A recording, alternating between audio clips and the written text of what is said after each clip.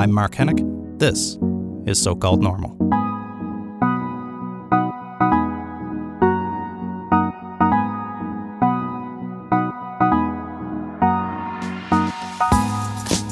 Hey folks, welcome to So-Called Normal. I'm Mark Hennick.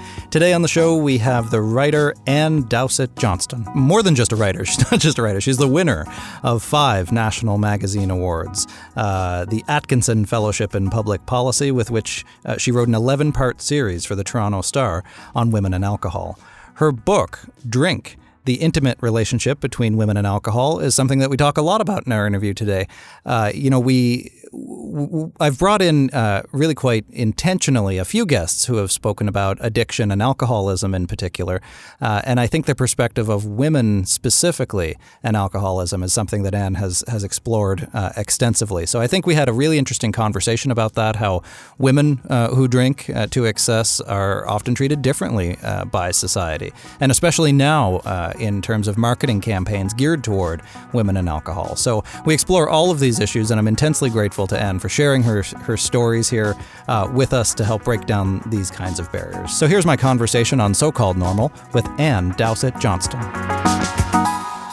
I am a journalist of many years who has gone back to school to become a therapist. I'm doing my Master's of Social Work at Smith College. Yeah. And I am very, very challenged by going back to school. At this stage in your life, or just in general? Were you previously identified as a good student? Do you like school? I like school. I think when you have been in a career such as I was in journalism for 40 years, you become very adept at swimming in the deep waters. And to be a learner and to be at the beginning of something is challenging and interesting at my age. Sure. So well, let's get to that in a minute. Talk to me first about your journalism career. Sure. What got you into it? Where did you work? What was that like for you? I worked for the lion's share of my career at Maclean's magazine. I was there for a long time. It had many, many hats. I was a writer, a columnist, but I'm best known for inventing the Maclean's ranking of universities. And that's the thing that... For some reason, I didn't know that you did that. Yes. That's fascinating. So this is the Maclean's ranking of universities, of course, is very influential in, at least as I recall, in university campuses and the competition for it. Right. So tell me about that. What brought that about? I assume there was a demand for... from students. Yes, baby boom parents were sending their sons and daughters off to university and presumed that university was as vital as it had been for them and wanted to know things like class sizes and investment in libraries, etc. And we did the ranking thinking it would be an interesting exercise, and it flew off the shelves, selling out in 3 hours in some cities and 3 days in all of Canada. And you could say that Maclean's knew what they were doing, but frankly, it took us 3 weeks to reprint it. It was a surprise bestseller. Right. And I did that for 14 years of my life and became an expert in public education and public policy. How would you rank or did you rank things like campus culture, and especially when it comes to mental health and emotional supports of students? We talk about this all the time now, but years ago, maybe not so much? Maybe not so much. It was pre the Jack Project. It was pre a lot of the attention that we have seen. But we did do a Maclean's Guide to Universities, and we did go to current students and ask about what was successful and not successful on their campuses. And in my last iteration of the Maclean's ranking, I wrote a major piece on suicide. Why? What was that about? I was interested in why young men attempted to take their lives and were successful more than young women. And I focused on a couple of stories and a couple of families who had made a major effort to go public and raise awareness and funds for the cause. Was there a story or an incident that drew your attention to that issue in particular? My own depression. My own depression and I think when you're a journalist, you have this wonderful reality that you're paid to learn. Right. And it was a possibility for me to speak to some of the best experts in the country and beyond to talk about what depression was, how you addressed it. I won't say fix it, but addressed it. I mean, you're already an extremely successful journalist by this point. Were you open about your depression? No. Nobody knew? Did you know that you were depressed at that time? I did. Yeah. I did know. I had known for a long time. Were you getting treatment? I was getting treatment and I was confounded by it. How so? I hit a depression in my 50s that was difficult, unrelenting, didn't seem to respond to much. And I became extremely curious about how to address something that had been bothering me since I was 11. Since 11? And that's your earliest memories of feeling, I don't even know how you describe it, not right or sad or down? How would you have described it as an 11-year-old? Down? Down. Yeah. So it really came on in my teens. And what was different in my 50s is that things that I had done before to address depression were not working. And I found myself deeply curious about what we knew, what we didn't know about depression at the time. We had Anna Mailer-Paperney on the show a few weeks ago, and she was just shortlisted actually for the Writers' Trust Prize in Nonfiction for her new memoir, which talks about her own depression and suicidality. And she, reminded me of her because also a journalist writing about her own depression. It has a reference section in the back that's almost as thick as the book because she seems to have a very similar approach. What is it about wanting to understand, right? Was that a defense of some kind of trying to intellectualize your struggle? What was happening there for you? I was just deeply curious as to what we knew and what we didn't know about the brain, what we didn't know and did know about mood.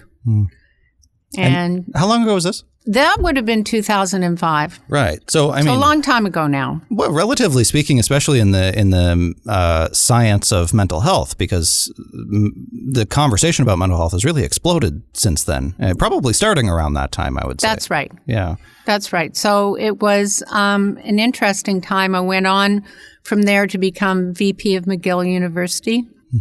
And spent a couple of years there. I guess if you're a university, you probably want to hire the person who invented the Maclean's rankings to come and be your VP. Right. So what was your focus at McGill then? I mean, a very prestigious school. Fundraising, storytelling as in alumni relations and university relations. Right. And I went from there back to journalism and won the Atkinson Fellowship in Public Policy. What's that? It's really the Plum Award that you can get as a journalist in Canada, where you're paid upwards of $100,000 to travel the world to look at a public policy issue. Wow. And the one I chose was women and alcohol. Right. And so I spent a year invested in writing 14 articles, traveling the world, looking at why women were closing the gender gap on risky drinking. Why were they catching up to men? I was really curious. By that time, I had my own history with alcohol. Okay. And I was not coming out in that series. I decided not to with my editor.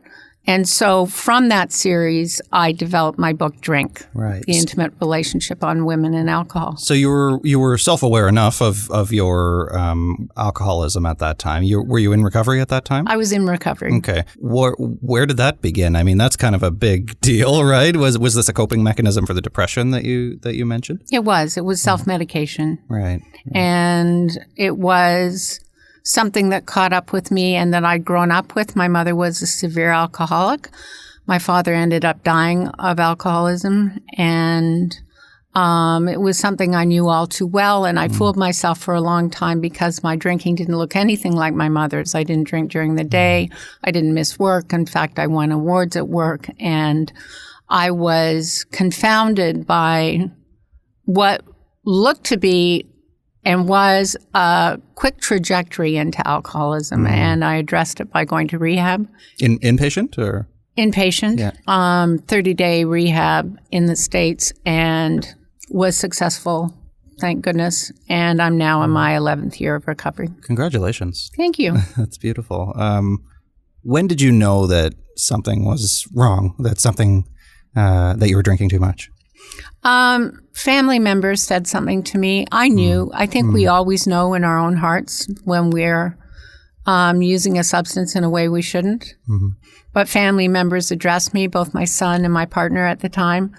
And I was able to, unlike my mother, hear what they were saying and realize that I was going to lose my family and my relationships if I didn't do something. So I took a sledgehammer to the problem, and it was effective. Luckily, not everyone's so lucky. Right. When Seamus O'Regan was on the show, he mentioned when he was on the way to his first ever inpatient treatment, he stopped and he bought a great big bag of candy. And he said he never bought candy before. And his doctor later explained to him that his brain bought that candy, that it was looking for, it knew the jig was up and it was trying to substitute for something else. Right. Did you have anything like that? Like when you first went to that recovery facility, what was that like for you? It's a very different environment inside, isn't it? I often say that it's easy to stay sober in a place that's locked up where they take your urine when you go out to an AA meeting. Right. So those 30 days were actually delightful. Yeah. And I went to a very interesting place that looked at concurrent disorders, so was looking at my depression. And it was, I knit a lot and spent my time really journaling and thinking about what it was that I was confronting. And some of that ended up in the book Drink. What was the driving force? The depression driving the alcoholism, or the alcoholism driving the depression? I would say the depression driving the alcoholism. Right. So once you started to get to the bottom of that, it helped? But of course, it's a depressant, right? Sure, Alcohol is a depressant. So it wasn't ideal. Right. Let's just put it that way. Yeah, of all the coping mechanisms, that's probably not the most effective one. No. Right? Yeah. So you're released then, and like you say, it's a very different environment. I mean, I've been in psychiatric care, inpatient, lots of times, and it's fine to do well when you're in there, when they lock the doors. Right. But when you go back out into the world with all the same problems, all the same stressors that you faced going in, that put you in there in many respects in the first place, it can be difficult to stay on the straight and narrow. So how was that for you to take those lessons from those 30 days and actually apply them in the community? Yeah, first year sobriety is not for the faint of heart. Right. You're looking at your first New Year's, your first Christmas, your first birthday, your first everything party. And you have to learn new coping mechanisms. Right. And it's a challenge. I wouldn't want to live that again, but I did. And it's now something I don't even think about. Yeah, sure. Now, were you somebody who, in order to go to parties and functions and things like that drinking would normally be a part of that? Yes. Yeah. So going to those again, that must have been sober must have been difficult, right? Trying to navigate those social interactions without. Yes. It's novel at the beginning. Right. I used alcohol for many things. I used to go to sleep. I used it to perk up for a party. I was a workaholic long before I was an alcoholic. And I used it to function, and without it in my life, I had to really recast my life in a very different way. Yeah. That's when you realize, I actually didn't have the strongest skills underneath that other thing that was helping me. Yeah. That's right. Yeah. So, I mean, that can be exciting in a way too, depending on the mindset that you bring to it. And it sounds like you're a very curious person to be able to rediscover yourself in that way, right? Did anything surprise you in your recovery journey? Did anything come up that you thought, I didn't see that coming? I ended up working very differently for a couple of years. I book edited and turned the volume down on what had been a very high-powered career. Before I went back and did my series on women and alcohol, I became very quiet and took a hard look at how I was living. Now, you said you were in a program as well, and I understand that, while I've never participated in a program, different people have different ways of talking about it, so however you're comfortable. But what was that like for you, participating with other people who also had similar struggles to you? I used 12-step very seriously in the beginning of my program of sobriety, my years of sobriety. I've used many things, exercise, friendships, connectivity of all sorts to be sturdy in my sobriety and recovery. And I think it takes a whole toolkit of abilities to be able to recreate a life without a substance. Right. It's a curious thing. What I found is that my depression dug in. Interesting. How so? Without the use of alcohol, you are totally unmedicated in a different way. And my depression was deep. And I think there's some mourning involved in saying goodbye to alcohol. I once saw an interview with Kelsey Grammer, the actor, and his drug of choice was cocaine at the time. And, you know, he lots of people talk about it being dirty and all that stuff. But he said, no, I did it because I liked it. That's what he said. He's been sober for a very long time, but he said he did it because he liked it. So, you know, you're saying that it's needing to readjust to a different way of approaching life, I think is very much in line with that, too. Yes. You know, Carolyn Knapp, the late Carolyn Knapp, wrote the book Drinking a Love Story, and I think it is a love story. So it's a breakup. It's a big breakup that you have to mourn and address in whatever way you can. Did you go through the proverbial stages of grief while you were breaking up with alcohol? I don't know. That's a really good question. Yeah, all that. Maybe a little. Yeah. Yes. Yeah. Yes, maybe a little. So who did you lean on then when you were in those darkest times? How did you get through those? I used an addiction specialist. I used friendships in a healthy way. Family. Loved ones.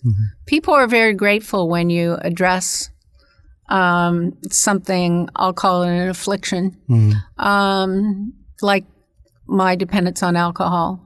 And I won't get into the disease question, but an affliction that was very hard for me. Yeah. And people were amazing. They understood?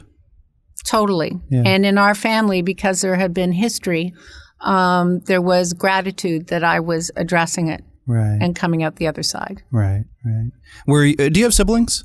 I do. So how was that for them seeing you, having had the same parents who both had alcohol disorders or struggles with alcohol as well? What was that like for them? They were tremendous. Yeah. They were probably my biggest fans. Really? They were, as was my son, just phenomenal in terms of support and reminding me of how much I was getting back. Right.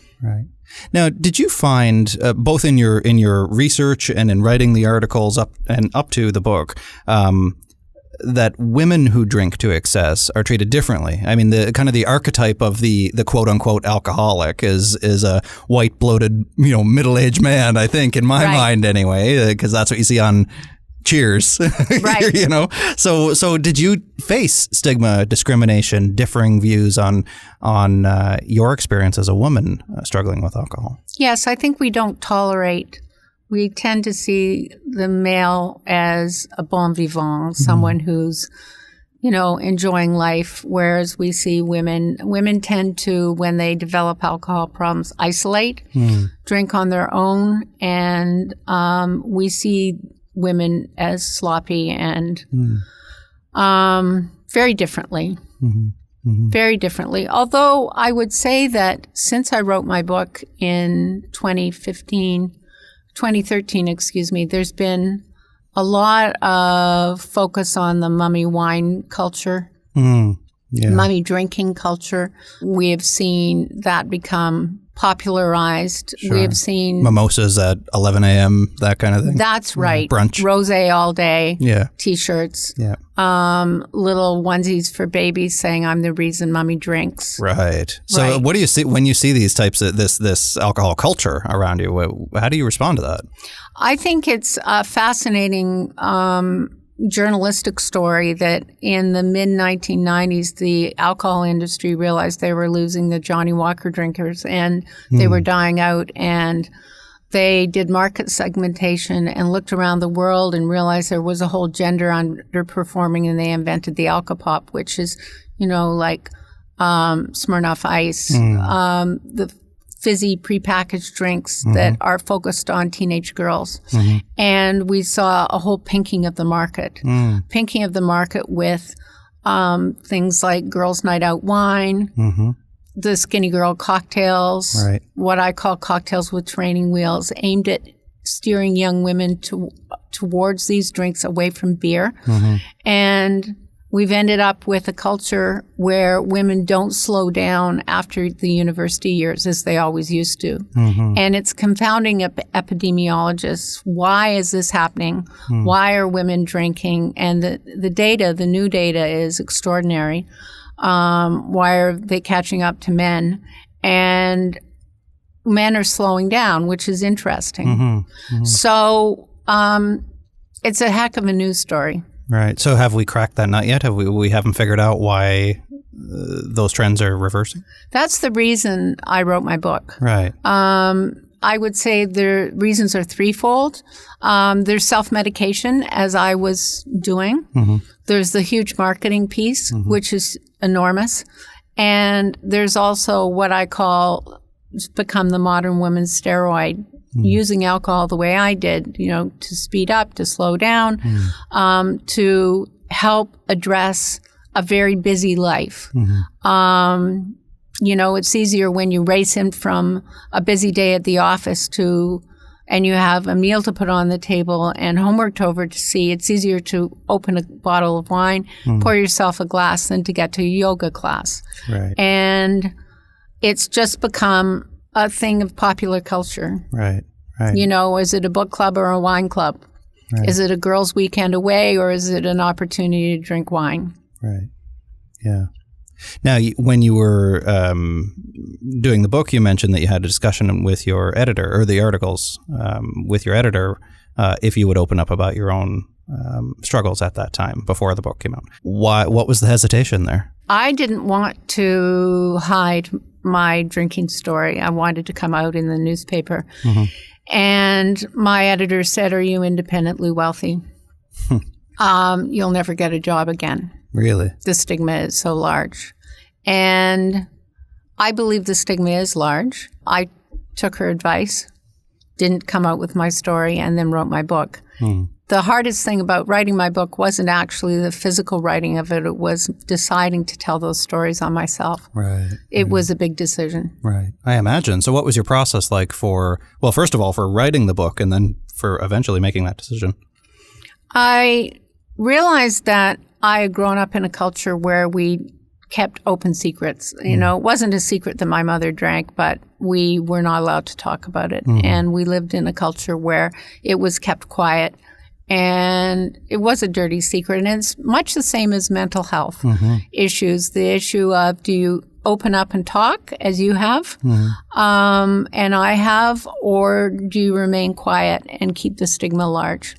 And so it was an effort to destigmatize the subject. Yeah. Now, you've been a very active public speaker, of course, on this topic, especially since the book. Were you speaking openly before the book as well, or that came as a result of the book? Came as a result of the book. Yeah. I had been doing a lot of speaking on higher education, but not on this subject. Yeah. Actually, so that's an interesting piece then, too, from the higher education place. I mean, you hear about alcoholism on campuses all the time, but it's always to do with, first and second year students or the student population. But did you observe faculty, staff, especially executives in university environments? Was it affecting them as well? I mean, those are high power positions too. No, you're right. It's a university story, and it's typically your first and second year students who are, targeted and looked at, and et cetera, et cetera. But no, I was, it was a subject of campus drinking, but not beyond. Yeah. So what has the response from your audience has been now that you have the book out, you're speaking about the book? What kind of conversations is this sparking from people that you talk to? It's a tough subject. It's a tough subject because people, I find, are very open to the mental health part of it.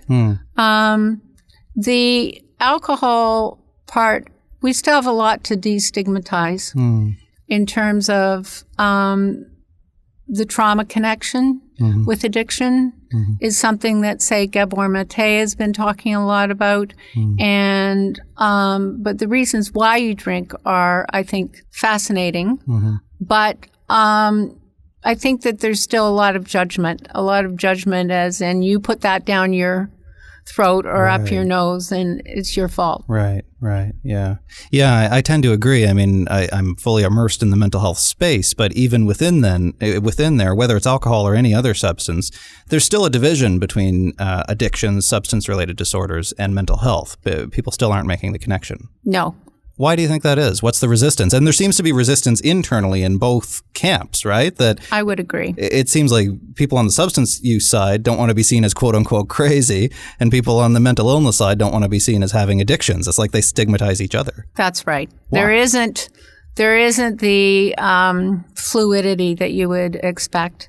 And I think the stigma is still very large around addiction. So what do we need to do to break this down? I mean, we're hearing from people like you, and I think that's making a big difference. Have you been noticing a difference over the years? You know, I'd love to say yes, but I know that when I give speeches, there's still resistance, and I think it comes down to this. I pay my taxes, I raise my kids, I'm a good citizen, don't tell me what to do on a Friday or Saturday night. Right. That's my business, how I drink. It seems to be that harder we tack toward the biological model of mental health, there's something wrong with your brain. It seems, anyway, that the more we're pulling away from some of those more psychodynamic aspects of it, that maybe there is underlying trauma. Maybe you're drinking for a reason. Maybe there's other, maybe it's not that your brain is telling you to drink more. Maybe you actually got to deal with all this other painful, icky stuff from your past. And that's what people are pulling away from. They don't want to talk about that, right? Yeah, it could be true. Now, you've been exploring this in your work recently, right? Becoming a therapist. Tell me about that. It's been fascinating. I worked at a addiction facility last year, Jean Tweed Center, which is a fine Canadian resource for women. And I've loved working with women with addiction issues. That's been fascinating for me. Going back to school has been fascinating, and learning to be a therapist is a different way of taking the knowledge that I have and applying it. I think, and I tried to do this when I was working as a clinician as well, but some of the most effective clinicians that I had ever had as a patient were people who opened up about their own experience as well. Now, there's a right way and a wrong way to do that, of course. Doing it safely is key. But have you been using it, and have you found it difficult? Is it triggering for you to always be around people who are dealing with similar struggles that you used to have? It's not triggering for me, and it's given the profile of my book, it's impossible for me to hide the fact that I have a story. Right. Most people know I have a story, so that's interesting in terms of sharing that history with clients. So how do you do that? How do you navigate that? Talk openly about it. Yeah. Share. Yeah. Talk about the struggles. Have you had anybody come in and ask you to sign your book yet? I have. That's great. I have. I guess that's a really quick and easy way to build a relationship with a client, right? Yes. No, I have. I have. I've had clients reread the book, and it's been interesting that way. Yeah. Now, what about in terms of how they feel about themselves and about their addiction? One of the struggles I think that sometimes people face, especially family members, is that people either aren't ready for change or don't accept that they have a problem. I mean, I imagine if they're in a treatment facility, they're already fairly far along that journey. Fairly far along the journey, yes, and dealing with usually that first year of that I mentioned before, which is challenging, and finding family support can be difficult. Right. I think I guess lucky. I don't know if that's the right word or not, but maybe lucky to have such a supportive family because not everybody does. And you must have heard that from your clients so far. I was tremendously lucky to have a supportive family and continue to do so. And it's a real treasure in my life. It's something that my siblings don't let me forget. And it's fantastic. That's beautiful. And I love that they don't let you forget it too. Yeah. Because that's important. I think sometimes we as family members fall into the trap of assuming that everybody we love knows that we love them. I have a daily telephone call with my sister who lives in Guelph, and at 7:40 every morning my phone rings, and it's rich. Yeah. Rich to have that kind of relationship. Yeah. So can you relate then, or how do you relate? How do you find the empathy in somebody who comes to talk to you and their mother or their sister or their husband or whoever it is one of the driving factors that is counterproductive to their recovery, or who doesn't understand, or who they don't know how to tell? How do you envision tackling those kinds of issues? And that's common. And that's common for people to have individuals around them still drinking and not supporting them. I mean, one of the things that happened in my family is people stopped drinking wine around me, which was incredibly supportive. But not everybody has that. Not everybody has that kind of understanding. Cheering squad. Now the not only abstinence for you, but abstinence, at least when you're around, for your family as well, is, like you say, extremely supportive. So I take it then you feel that abstinence is the right route, or on the harm reduction side, tapering or occasional drinking. Where do you fall in the most effective intervention for the types of struggles that you've had? I've seen harm reduction work. At Jean Tweed is a harm reduction facility. I've seen harm reduction work where, women who have been using heroin would move to using cannabis or marijuana. And I've seen harm reduction work. In my personal reality, it wasn't an option. Right. The thin edge of the wedge kind of thing. Thin edge of the wedge for me. And I think that not a day goes by or a week goes by where I don't hear from readers who picked up drink and share that story, share that journey, share that reality.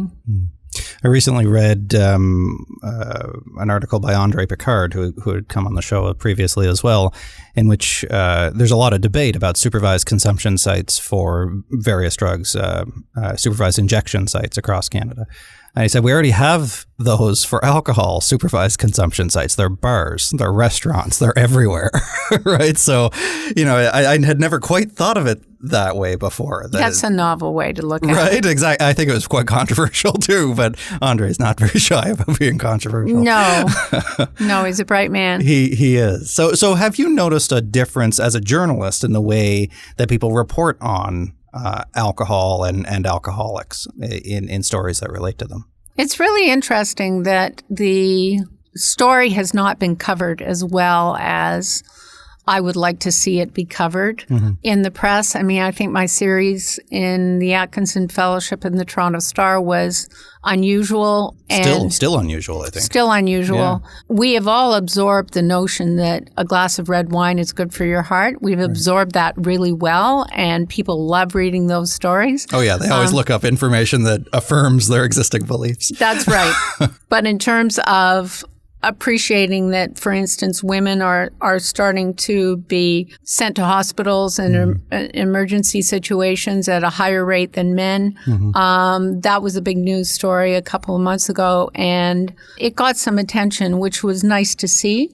But we're not seeing the kind of attention I think that we should be. Also, in 2011, Health Canada created the low-risk drinking guidelines, and it isn't something that most Canadians would even be aware of. Really? Yeah. Something that, my argument is, how to count your calories, count your drinks. Right. But it isn't well understood. Yeah. Is it well understood within the medical community itself as well? Are men and women treated differently for alcoholism in the medical community? I think when you go and see your doctor and they ask you how much you drink, they typically double what you're saying. Oh, really? We typically underreport what we drink. Right. But I think that when I first went to my doctor and said, I think I have an alcohol problem, my first doctor told me to drink more water and walk more. Really? Said, you're a high-functioning woman. There's no way you have an alcohol problem. I went to my second doctor a couple of years later, and she did a quick test on me and said, yes, you do, and go get treatment, and I did. Wow.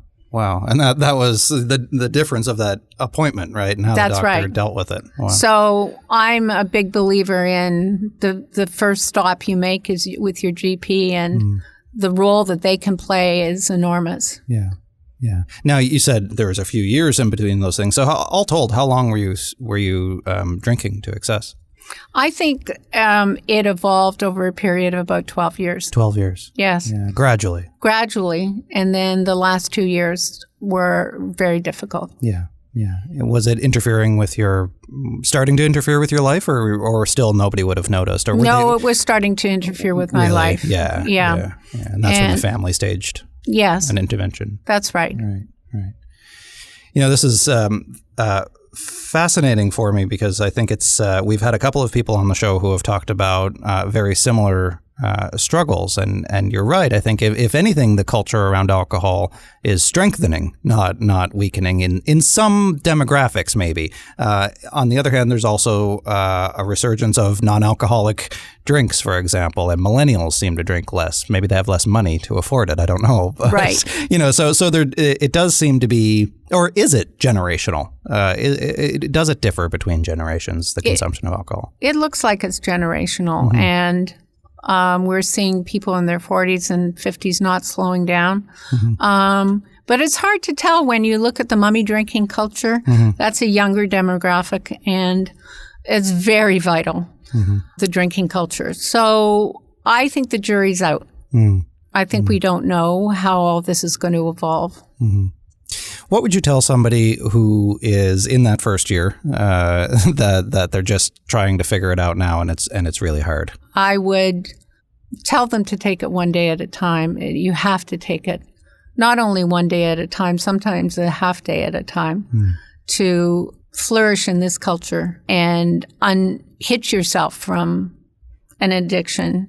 Be patient, lots of self-care, lots of nurturing, lots of leaning on others, lots of just taking care of yourself. As hard as recovery has it been worth it? Absolutely. Absolutely worth it. It's been a joy. All the things that are possible in my life would not be possible. In fact, I firmly believe I wouldn't be here. I would have died some very difficult death. I think it was going to take me out. Well, I'm so grateful that it didn't. I'm so grateful that you're able to share this message and help so many other people with the book, with your speaking, and now literally hands-on in the trenches of mental health care. So thank you for everything that you're doing, Ann. Thank you for having me.